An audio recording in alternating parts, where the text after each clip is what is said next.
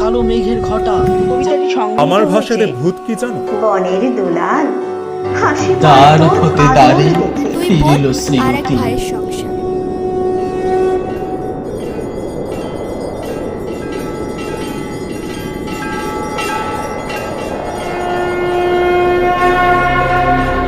Maheshwari audio vibes.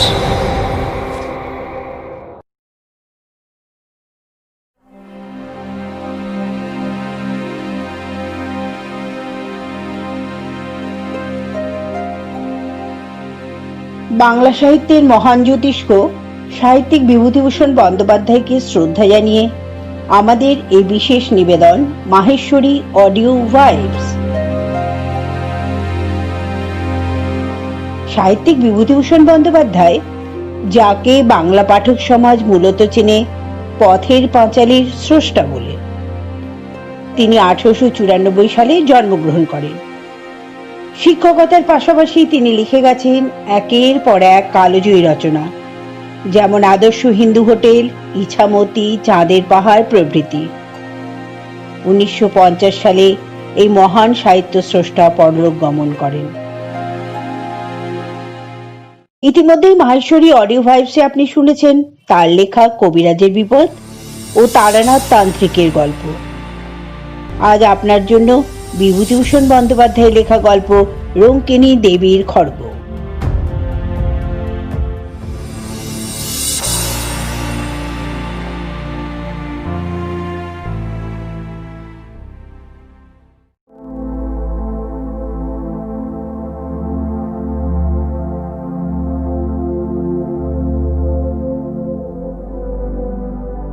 জীবনে অনেক জিনিস ঘটে যাহার কোনো যুক্তিসঙ্গত কারণ খুঁজিয়া পাওয়া যায় না, তাহাকে আমরা অতিপ্রাকৃত বলিয়া অভিহিত করি। জানি না, হয়তো খুঁজিতে জানিলে তাহাদেরও সহজ ও সম্পূর্ণ স্বাভাবিক কারণ বাহির করা যায়। মানুষের বিচার, বুদ্ধি, অভিজ্ঞতালব্ধ কারণগুলো ছাড়া অন্য কারণ হয়তো তাদের থাকিতে পারে। ইহা বলিয়া তর্ক উঠাইব না, শুধু এইটুকু বলিব, সেরূপ কারণ যদিও থাকে, আমাদের মতো সাধারণ মানুষের দ্বারা তাহা আবিষ্কার করা সম্ভব নয় বলিয়াই তাহাদিগকে অতিপ্রাকৃত বলা হয়।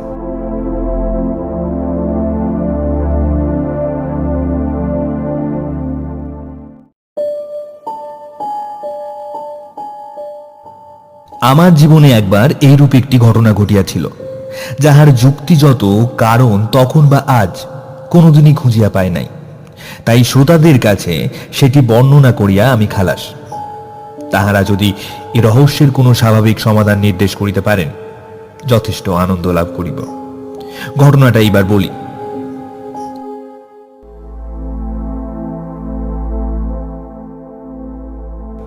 কয়েক বছর আগের কথা। মানভূম জেলার চেরো নামক গ্রামের মাইনর স্কুলে তখন আমি মাস্টারি করি। প্রসঙ্গক্রমে বলিয়া রাখি, চেরো গ্রামের প্রাকৃতিক দৃশ্য এমনতর যে এখানে কিছুদিন বসবাস করিলে বাংলাদেশের একঘেয়ে সমতল ভূমির কোনো পল্লী আর চোখে ভালো লাগে না।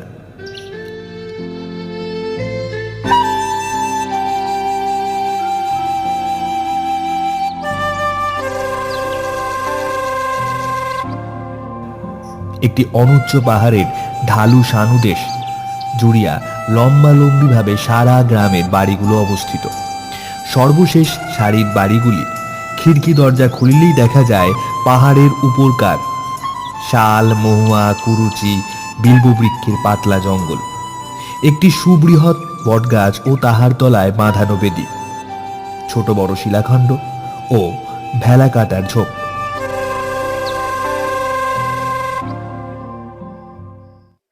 আমি যখন প্রথম ও গ্রামে গেলাম, তখন একদিন পাহাড়ের মাথায় বেড়াইতে উঠিয়া এক জায়গায় শালবনের মধ্যে একটি পাথরের ভাঙা মন্দির দেখিতে পাইলাম। সঙ্গে ছিল আমার দুটি উপরের ক্লাসের ছাত্র, তাহারা মানভূমিবাসী, বাঙালি। একটা কথা, চেরো গ্রামে বেশিরভাগ অধিবাসী মান্ত্রিচ, যদিও তাহারা বেশ বাংলা বলিতে পারে। অনেকে বাংলা আচার ব্যবহারও অবলম্বন করিয়াছে। কি করিয়া মানভূম জেলার মাঝখানে এতগুলো মাদ্রিজ অধিবাসী আসিয়া বসবাস করিল, তাহার ইতিহাস আমি বলিতে পারিব না। দক্ষিণের দেওয়ালের পাথরের চাই কিয়দ অংশ ধসিয়া পড়িয়াছে। দরজা নাই, শুধু আছে পাথরের চৌকাঠ। মন্দিরের মধ্যে ও চারপাশে বন তুলসীর ঘন জঙ্গল। সন্ধ্যা আকাশে পটভূমিতে সেই পাথরের বিগ্রহহীন ভাঙা মন্দির আমার মনে কেমন এক অনুভূতির সঞ্চার করিল। আশ্চর্যের বিষয়, অনুভূতিটা ভয়ের। ভাঙা মন্দির দেখিয়া মনে কেন ভয় হইল, এ কথা তারপর বাড়ি ফিরিয়া অবাক হইয়া ভাবিয়াছি। তবুও অগ্রসর হইয়া যাইতেছিলাম মন্দিরটা ভালো করিয়া দেখিতে। একজন ছাত্র বাধা দিয়া বলিল, যাবে না স্যার ওদিকে, কেন? জায়গাটা ভালো না, সাপের ভয় আছে সন্ধেবেলা। তাছাড়া লোকে বলে অনেক রকম ভয় ভয় ভীত আছে, মানে অমঙ্গলের ভয় আর কি। কেউ ওদিকে যায় না স্যার, আপনিও যাবেন না। ওটা কি মন্দির? ওটা রুক্মিণী দেবীর মন্দির স্যার।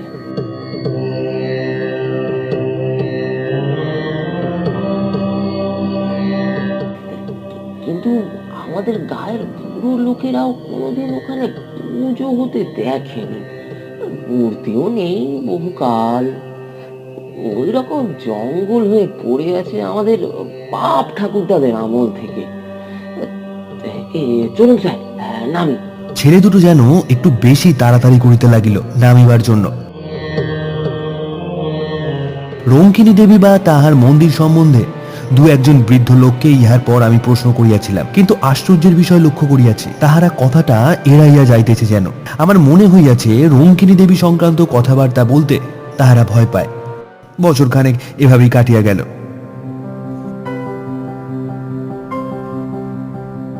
স্কুলে ছেলে কম, কাজকর্ম খুবই হালকা। অবসর সময়ে এ গ্রামে ও গ্রামে বেড়াইয়া এ অঞ্চলের প্রাচীন পট, পুঁথি, ঘট ইত্যাদি সংগ্রহ করিতে লাগিলাম। এ বাতিক আমার অনেক দিন হইতেই আছে। নতুন জায়গায় আসিয়া বাতিকটা বাড়িয়া গেল। চেরো গ্রাম হইতে মাইল 5-6 দূরে জয়চণ্ডী পাহাড়। এখানে খাড়া উঁচু একটা অদ্ভুত গঠনের পাহাড়ের মাথায় জয়চণ্ডী ঠাকুরের মন্দির আছে। পৌষ মাসে বড় মেলা বসে। বিএনআর লাইনের একটা ছোট স্টেশনও আছে এখানে। এই পাহাড়ের কাছে একটা ক্ষুদ্র বস্তিতে কয়েক ঘর মানভূমি প্রবাসী উড়িয়া ব্রাহ্মণের বাস। ইহাদের মধ্যে চন্দ্রমোহন পাণ্ডা নামে একজন বৃদ্ধ ব্রাহ্মণের সঙ্গে আমার খুব আলাপ হইয়া গেল।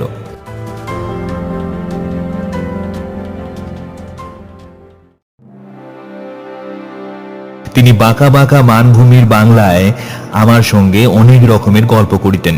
পট, পুঁথি, ঘট সংগ্রহের অবকাশে আমি জয়চণ্ডীতলা গ্রামের চন্দ্রমোহন পাণ্ডার নিকট বসিয়া তাহার মুখে এদেশের কথা শুনিতাম। চন্দ্র পাণ্ডা আবার স্থানীয় ডাকঘরের পোস্টমাস্টারও। এদেশে প্রচলিত কত রকমের আজগুবি ধরনের সাপের, ভূতের, ডাকাতের ও বাঘের, বিশেষ করিয়া বাঘের, কারণ বাঘের উপদ্রব এখানে খুব বেশি। গল্প যে বৃদ্ধ চন্দ্র পাণ্ডার মুখে শুনিয়াছি, এবং এই সব গল্প শুনিবার লোভে কত আষাঢ়ের ঘন বর্ষার দিনে বৃদ্ধ পোস্টমাস্টারের বাড়িতে গিয়া যে হানা দিয়াছি তাহার হিসাব দিতে পারিব না। মানভূমের এই সব অরণ্য অঞ্চল সভ্য জগতের কেন্দ্র হইতে অনেক দূরে অবস্থিত। এখানকার জীবনযাত্রাও একটু স্বতন্ত্র ধরনের। যতই অদ্ভুত ধরনের গল্প হোক, জয়চণ্ডী পাহাড়ের ছায়ায় শালবন বেষ্টিত ক্ষুদ্র গ্রামে বসিয়া বৃদ্ধ চন্দ্র পাণ্ডার বাঁকা বাঁকা মানভূমের বাংলায় সেগুলো শুনিবার সময় মনে হইত, এদেশে এরূপ ঘটিবে, ইহার বিচিত্র কি? কলকাতার বালিগঞ্জের কথা তো ইহা নয়। কথায় কথায় চন্দ্র পাণ্ডা একদিন বললেন, চেরো পাহাড়ে রঙ্কিনী দেবীর মন্দির দেখেছে?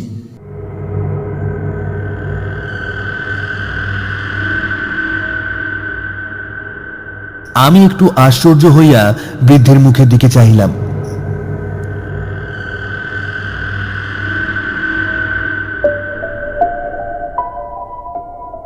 রঙ্কিনী দেবী সম্বন্ধে এ পর্যন্ত আমি আর কারোর মুখে কাহারও কিছু শুনি নাই।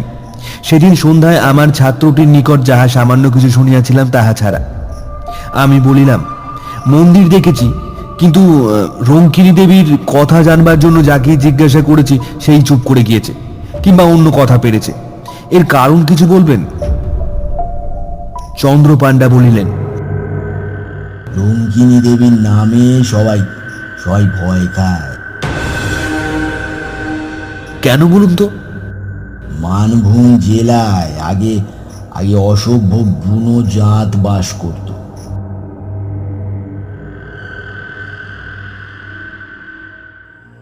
তাদের দেবতা উনি।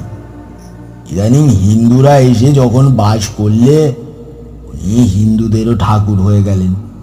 তখন তাদের মধ্যে কেউ মন্দির করে দিলে, কিন্তু কিন্তু রঙ্কিনী দেবী হিন্দু দেবদেবীর মতো নয়, অসভ্য বন্য জাতির ঠাকুর। আগে ওকে মন্দিরে নরবলি হতো, বুঝলে?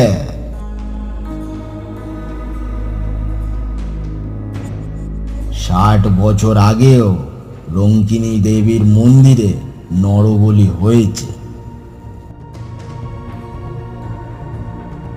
অনেকে বিশ্বাস করে রঙ্কিনী দেবী অসন্তুষ্ট হলে রক্ষা নেই, অপমৃত্যু আর অমঙ্গল আসবেই। তাহলে এরকম অনেকবার হয়েছে নাকি?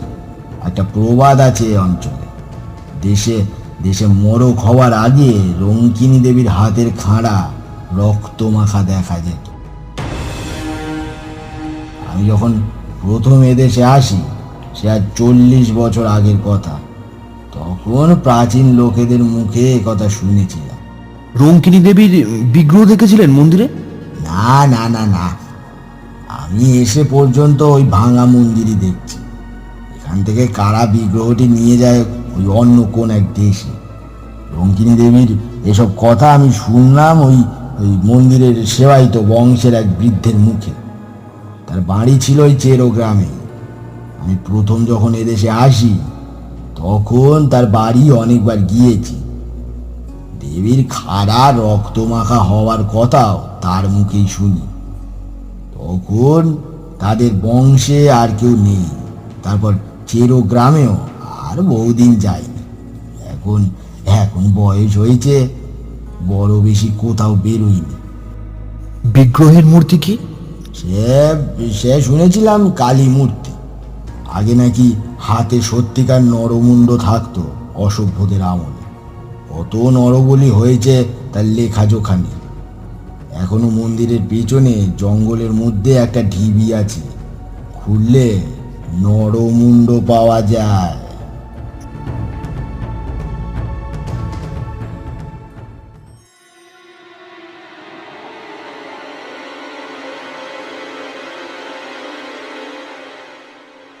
সাধে দেশের লোক এত ভয় পায় শুনিয়া সন্ধ্যার পরে জয়চণ্ডীতলা হইতে ফিরিবার পথে আমারই গা ছমছম করিতে লাগিল।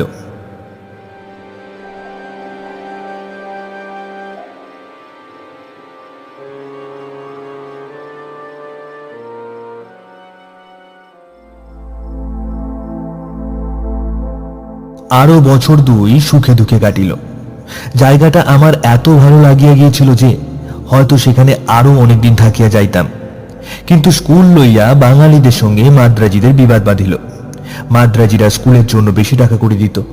তাহারা দাবি করিতে লাগিল যে কমিটিতে তাহাদের লোক বেশি থাকিবে, ইংরেজির মাস্টার একজন মাদ্রাজি রাখিতেই হইবে, ইত্যাদি ইত্যাদি।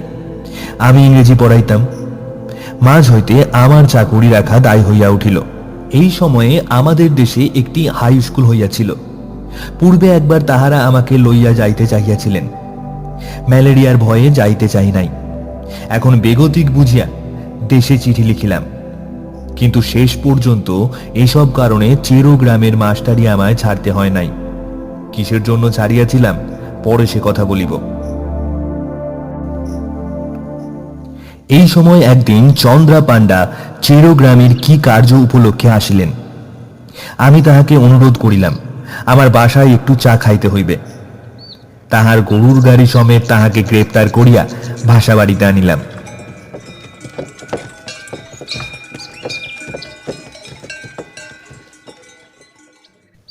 বৃদ্ধ ইতিপূর্বে কখনো আমার বাসায় আসেন নাই। বাড়িতে ঢুকাইয়া চারিদিকে চাহিয়া বিস্ময়ের সুরে বলিলেন, এই বাড়িতে থাকেন আপনি?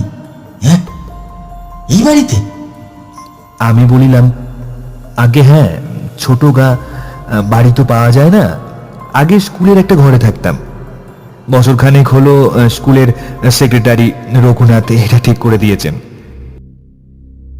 পুরনো আমলের পাথরের গাঁথুনির বাড়ি, বেশ বড় বড় 3টে কামরা, একদিকে একটা সরু যাতায়াতের বারান্দা, জবরদস্ত করণ, যেন খিলজিদের আমলে দুর্গ কি জেলখানা।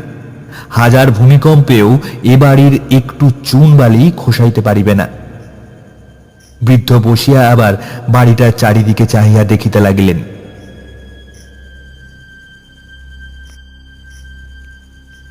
ভাবিলাম বাড়িটার গড়ন তাহার ভালো লাগিয়াছে। বলিলাম, সেকেলের গড়ন, খুব টঙ্ক, আগাগোড়া পাথরের। চন্দ্রপাণ্ডা বলিলেন, না না না, সেজন্য নয়। আমি আমি বাড়িতে প্রায় 30 বছর আগে যথেষ্ট যাতায়াত করতাম। এই বাড়ি রঙ্কিনী দেবীর সেবায়িত বংশের। ওদের বংশে এখন আর কেউ নেই। আপনি যে এই বাড়িতে আছেন তা জানতাম না। তা বেশ অনেকদিন পরে বাড়িতে ঢুকলাম কিনা আমার বড় অদ্ভুত লাগছে। তখন বয়স ছিল 30, আর এখন হলো প্রায় 60। তারপর অন্য কথা আসিয়া পড়িল।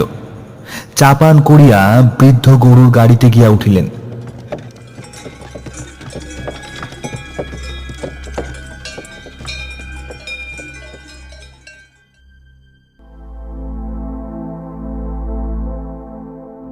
আরো বছরখানেক কাটিয়াছে।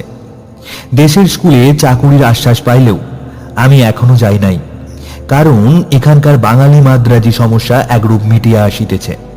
আপাতত আমার চাকুরিটা বজায় রহিল বলিয়াই তো মনে হয়। চৈত্র মাসের শেষ, 5-6 ক্রোশ দূরবর্তী একটি গ্রামে আমারই এক ছাত্রের বাড়িতে অন্নপূর্ণা পূজার নিমন্ত্রণ রক্ষা করিতে গিয়াছিলাম। মধ্যে রবিবার পড়াতে শনিবার গরুর গাড়ি করিয়া রওনা হই। রবিবার ও সোমবার থাকিয়া মঙ্গলবার দুপুরের দিকে বাসায় আসিয়া পৌঁছালাম।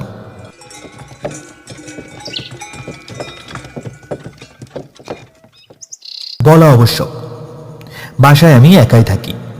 স্কুলের চাকর রাখহরি আমার রাঁধে। এ কয়দিন স্কুলে ছুটি ছিল, রাখহরিকে আমি সঙ্গে করিয়া লইয়া গিয়াছিলাম। বাহিরের দরজা তালা খুলিয়া রাখহরি বলিয়া উঠিল, এ বাবু, এ কিসের রক্ত দেখুন। প্রায় চমকিয়া উঠিলাম। আমি তো অবাক, কিসের রক্তের ধারায়, কোথা হইতেই বা আসিল? আজ 2 দিন তো বাসা বন্ধ ছিল। বাড়ির ভিতরে উঠোনে রক্তের দাগ আসে কোথা হইতে, তাহার উপর সদ্য তাজা রক্ত। অবশ্য কুকুর বেড়াল ও ইঁদুরের কথা মনে পড়িল। এক্ষেত্রে পড়াই স্বাভাবিক। চাকরকে বলিলাম, দেখ তো রে, রক্তটা কোন দিকে যাচ্ছে? এসেই বড় হুড়ো বেড়ালটার কাজ মনে হচ্ছে।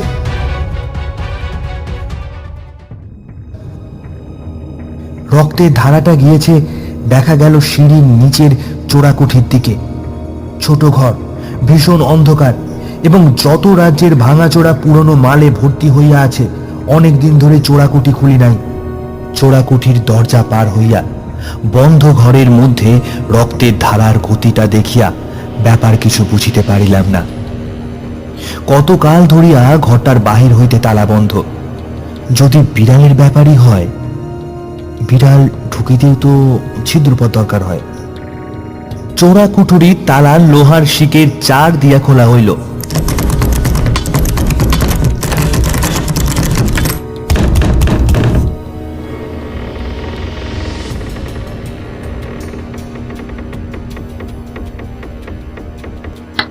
আলো জ্বালিয়া দেখা গেল ঘরটার পুরনো ভাঙা তোবড়ানো টিনের বাক্স, পুরনো ছেঁড়া গদি, খাটার পায়া, মরিচা সরকি, ভাঙা টিন, শাবল প্রভৃতিতে ঠাসা।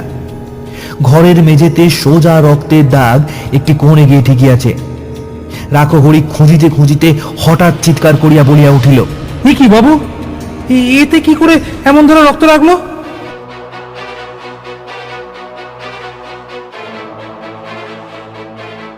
তারপর সে কি একটা জিনিস হাতে তুলিয়া ধরিয়া বলিল, দেখুন কাণ্ডটা বাবু।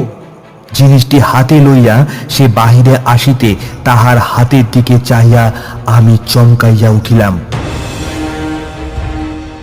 একখানা মরিচা ধরা হাতলবিহীন ভাঙা খাড়া বা রামদা, আগার দিকটা চওড়া ও বাঁকানো, বড় চওড়া ফলাটা তাজা রক্তে টকটকে রাঙা, একটু আধটু রক্ত মাখানো নয়, বলতে গেলে আগাগোড়া রক্ত মাখানো।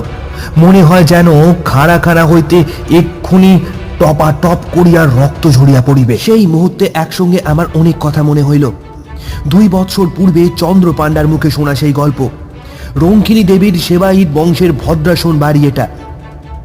পুরনো জিনিসের গুদাম এই চোরা কুঠুরিতে রঙ্কিনী দেবীর হাতের খাড়াখানা তাহারাই রাখিয়াছিলেন হয়তো। মড়কের আগে বিগ্রহের খাড়া রক্তমাখা হওয়ার প্রবাদ। মড়ক কোথায় ভাবিতে পারিতাম, যদি সময় পাইতাম সন্দেহ করিবার, কিন্তু তাহা পাই নাই। পরদিন সন্ধ্যার সময় চেরো গ্রামের প্রথম কলেরা রোগীর খবর পাওয়া গেল। 3 দিনের মধ্যে রোগ ছড়াইয়া মড়ক দেখা দিল। প্রথমে চেরো, তারপর পাশের গ্রাম কাজরা, ক্রমে জয়চণ্ডীতলা পর্যন্ত মড়ক বিস্তৃত হইল। লোক মরিয়া ধুলোধাবার হইতে লাগিল। চেরো গ্রামের মাদ্রিজ বংশ প্রায় কাবার হইবার জোগাড় রইল। মড়কের জন্য স্কুল বন্ধ হইয়া গেল। আমি দেশে পালাইয়া আসিলাম। তারপর আর কখনো চেরোতে যাই নাই।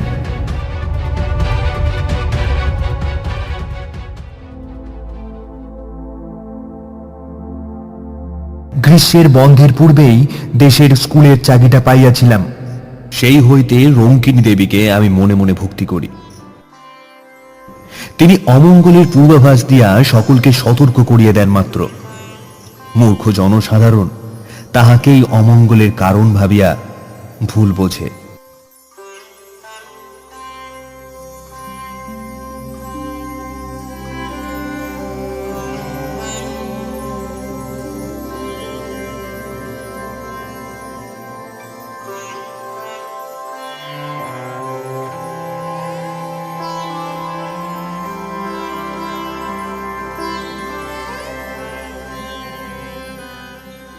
শুনছিলেন মাহেশ্বরী অডিও ভাইবসের আজকে নিবেদন রঙ্কিনী দেবীর খড়গ।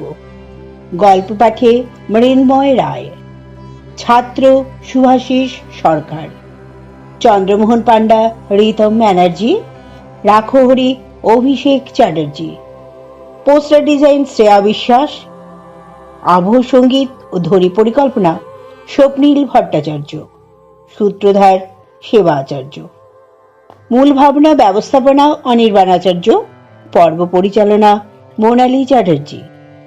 ধন্যবাদ। সবাই ভালো থাকুন, সুস্থ থাকুন আর অবসর সময়ে শুনতে থাকুন মাহেশ্বরী অডিও ভাইবস।